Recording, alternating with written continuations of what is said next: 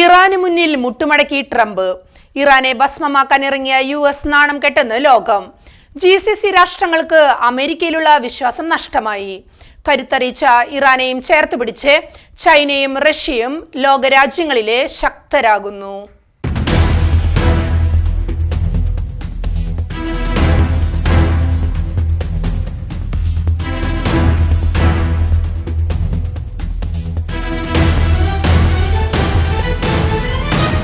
ഒരാഴ്ച കൊണ്ട് ഇറാനെ ഭസ്മമാക്കാൻ ഇറങ്ങിപ്പുറപ്പെട്ട US പ്രസിഡന്റ് ഡൊണാൾഡ് ട്രംപിനെ 39ാം നാൾ നേരിടേണ്ടി വന്നത് ലോകത്തിന് മുന്നിലെ സമാനതകളില്ലാത്ത നയതന്ത്ര പരാജയത്തിന്റെ നാണക്കേട്. യുദ്ധം തുടങ്ങി ആഴ്ചകൾ പിന്നിടുമ്പോൾ എങ്ങനെയെങ്കിലും തലയൂരാൻ വഴി തേടി അമേരിക്ക വെള്ളം കുടിക്കുന്ന കാഴ്ചയ്ക്കാണ് പശ്ചിമേഷ്യ സാക്ഷ്യം വഹിച്ചത്. ഒടുവിൽ താൻ മുന്നോട്ട് വെച്ച 15-ഇന സമാധാന കരാർ ഇറാൻ പുച്ഛിച്ചു തള്ളിയതോടെ നാണക്കേട് മറയ്ക്കാൻ ഇറാന്റെ 10-ഇന നിബന്ധനകൾക്ക് മുന്നിൽ മുട്ടുമടക്കി താൽക്കാലിക വെടിനിർത്തലിൽ അഭയം പ്രാപിച്ചിരിക്കുകയാണ് വൈറ്റ് ഹൗസ്.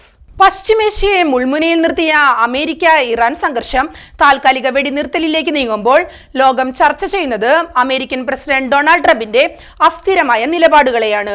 ഒരു നാഗരികതയെ തന്നെ ഇല്ലാതാക്കുമെന്നും ശിലായുഗത്തിലേക്ക് ബോംബിട്ട് മടക്കുമെന്നും ഭീഷണി മുഴക്കിയ ട്രംപ് ഒടുവിൽ പിൻവാങ്ങുന്നത് തന്റെ തന്നെ സൈനിക തന്ത്രങ്ങളുടെ പരാജയമായി നയതന്ത്ര വിദഗ്ധർ വിലയിരുത്തുന്നു. വ്യോമാക്രമണം കൊണ്ട് മാത്രം ഒരു രാജ്യത്തെ മുട്ടുകുത്തിക്കാമെന്ന തെറ്റായ കണക്കുകൂട്ടൽ വിയറ്റ്നാമിലും ഇറാഖിലും അഫ്ഗാനിസ്ഥാനിലും പരാജയപ്പെട്ടത് ട്രംപ് വിസ്മരിച്ചതായി വിദഗ്ധർ ചൂണ്ടിക്കാട്ടുന്നു. ഇറാന്റെ ഭൂപ്രകൃതിയെക്കുറിച്ചോ സൈനിക കരുത്തിനെക്കുറിച്ചോ കൃത്യമായ ധാരണയില്ലാതെയാണ് അമേരിക്ക മുന്നോട്ടു പോയത്. ഹോർമുസ് കടലിടുക്കിന്റെ നിയന്ത്രണം ഏറ്റെടുത്തും ഗൾഫ് രാജ്യങ്ങളെ പ്രതിസന്ധിയിലാക്കിയും ഇറാൻ തങ്ങളുടെ നയതന്ത്ര മികവ് തെളിയിച്ചു. റഷ്യയുടെയും ചൈനയുടെയും പിന്തുണ ഇറാനെ കൂടുതൽ ശക്തരാക്കിയപ്പോൾ അമേരിക്കൻ സൈനിക വിഭവശേഷി ചോരുന്ന കാഴ്ചയാണ് കാണുന്നത്. അമേരിക്കയുടെ സുരക്ഷാ വാഗ്ദാനങ്ങളിൽ വിശ്വസിച്ചിരുന്ന കുവൈറ്റും ഖത്തറും ഉൾപ്പെടെയുള്ള രാജ്യങ്ങൾ ഇപ്പോൾ ഇറാനുമായി കൂടുതൽ അടുക്കാൻ ശ്രമിക്കുന്നത് അമേരിക്കൻ സ്വാധീനത്തിന്റെ തകർച്ചയെ സൂചിപ്പിക്കുന്നു.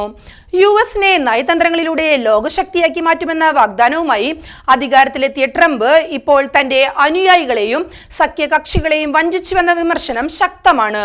വൈസ് പ്രസിഡന്റ് JD വാൻസിനെ പോലുള്ളവർ ഈ യുദ്ധത്തിൽ നിന്ന് അകലം പാലിക്കുന്നത് ശ്രദ്ധേയമാണ്.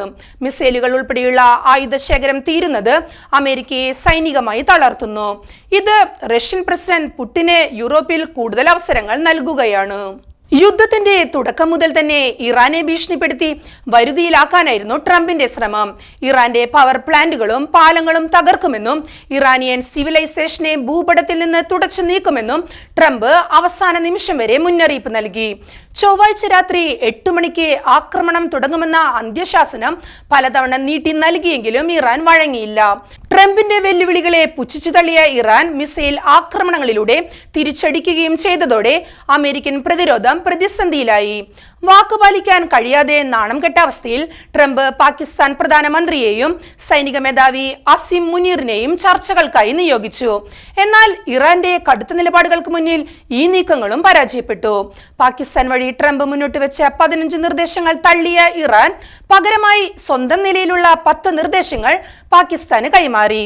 ഹോർമുസ് കടലിടുക്കിന്റെ നിയന്ത്രണം വിട്ടുകൊടുക്കണമെന്ന അമേരിക്കയുടെ ആവശ്യം ഇറാൻ പാടെ തള്ളി. അമേരിക്കയ്ക്ക് ഒട്ടും സ്വീകാര്യമാകാത്ത 10 നിബന്ധനകൾ ഇറാൻ നൽകിയിട്ടും അതിനെ തള്ളാതെ യുദ്ധം നിർത്തിവെക്കാൻ ട്രംപ് തയ്യാറായത് അമേരിക്കയുടെ പരാജയമായി വിലയിരുത്തപ്പെടുകയാണ്. അമേരിക്കയുടെ സംരക്ഷണത്തിൽ വിശ്വസിച്ചു കഴിയുന്ന UAE, സൗദി അറേബ്യ, കുവൈറ്റ് തുടങ്ങിയ GCC രാജ്യങ്ങൾ വലിയ പ്രതിസന്ധിയിലായിരിക്കുകയാണ്. ഇറാനെ നേരിടാൻ അമേരിക്കയ്ക്ക് ശേഷിയില്ലെന്ന് ബോധ്യപ്പെടുന്നത് ഈ രാജ്യങ്ങളുടെ സുരക്ഷയെ ബാധിക്കും. അമേരിക്ക ഇടയ്ക്ക് വെച്ച് പിന്മാറുന്നത് ഇറാൻ കൂടുതൽ കരുത്തരാകാൻ ഇടയാക്കുമെന്നും അത് മേഖലയിൽ ഇറാന്റെ ആധിപത്യത്തിന് വഴിയൊരുക്കുമെന്നും ഗൾഫ് രാഷ്ട്രങ്ങൾ ഭയപ്പെടുന്നു. ഈ സാഹചര്യത്തിൽ അമേരിക്കയെ വിട്ട് ചൈനയുടെയും റഷ്യയുടെയും സംരക്ഷണം തേടാൻ ഈ രാജ്യങ്ങൾ നിർബന്ധിതരായേക്കും.